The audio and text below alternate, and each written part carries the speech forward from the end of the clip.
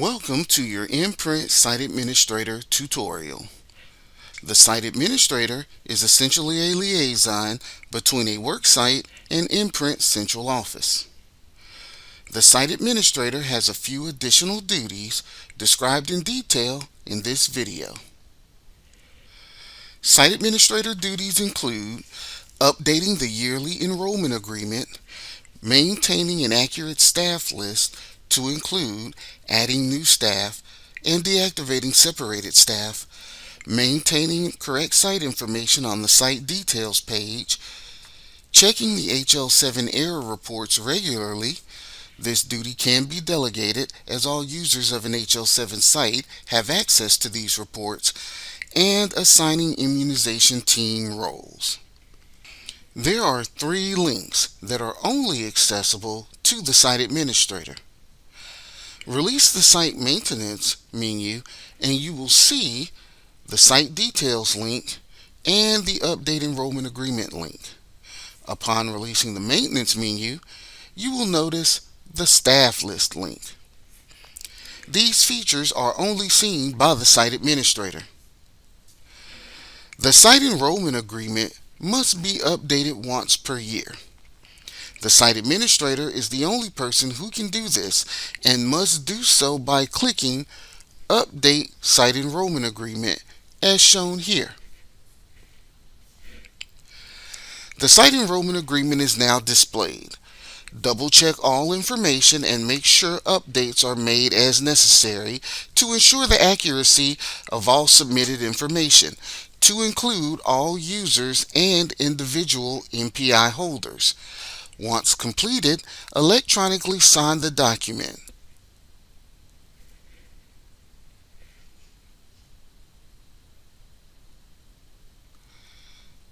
Then click I agree.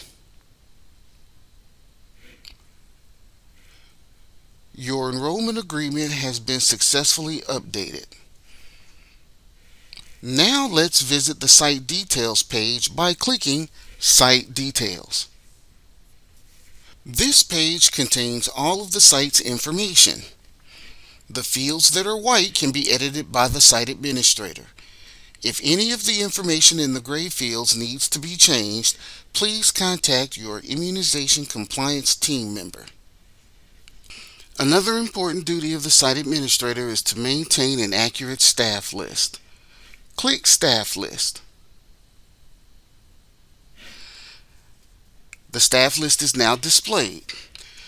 Maintaining your staff list includes activating new users and deactivating former users. It is not recommended that you work your staff list from this page. Always click on the user's name in question, taking you to that user's staff details page. In this case, we have a new employee by the name of Joe Sample. Click Joe Sample. It may appear that Joe Sample's account is already active, but his access reads pending approval. To activate Joe Sample's account, click the access level, releasing the drop-down menu, and choose the correct access level. In this case, Clinic User. Once the access level is selected, click Update. Now Joe Sample's account is active. It is possible for someone to register for your site who does not truly work there. In this case, ABC Test. Click on ABC Test name, which takes you to the staff details page, and simply click Decline User. You will then see a pop-up message notifying you that this user has been forwarded to ImmPRINT staff to be deleted. In the event that an employee separates from your organization, simply click on that employee's name in the staff list, taking you to the staff details page for that individual, and remove the check mark from the active box. If desired, a note may be entered into the notes box, and then click Update. This employee's access to your site has been deactivated. The employee's name will remain on your list, but the check mark in the active box is gone. In the event that an employee forgets his or her password, direct that employee to the sign-in page to use the Forgot Password feature. Here, an employee can retrieve his or her own password by simply filling in all of the information and clicking Submit. If for some reason this feature does not work, simply proceed to the staff details page of the employee and assign this employee a temporary password using the two fields labeled Password and Confirm Password, as shown here.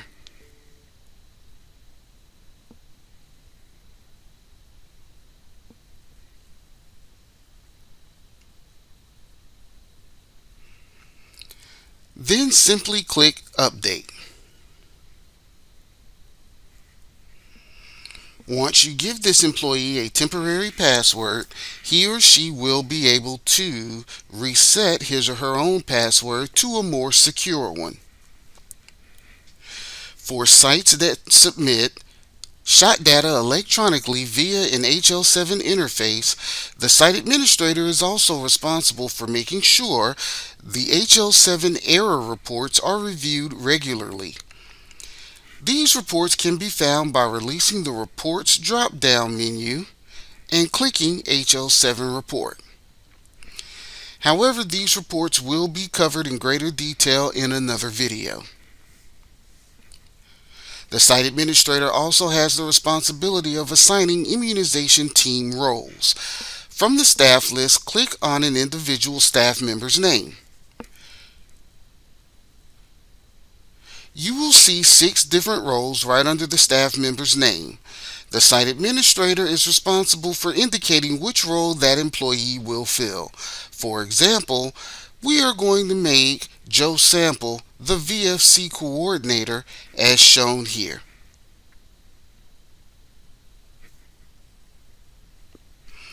The immunization roles are defined in this table. The immunization champion is the person that has administrative responsibilities, possibly over multiple sites within an organization. The immunization champion backup carries out these responsibilities in the absence of the immunization champion. The VFC coordinator is the person responsible for making sure that the site meets all of the requirements mandated by the VFC program. The person who carries out these responsibilities in the absence of the VFC coordinator is the VFC backup coordinator. The data exchange coordinator is the person who is responsible for making sure that all of the HL7 requirements have been met, to include onboarding and checking the HL7 error reports on a regular basis. The meaningful use coordinator is the person responsible for making sure that the site has met all of the requirements mandated by the federal government for this federal program. For questions regarding site administrator duties, please contact your immunization compliance team member.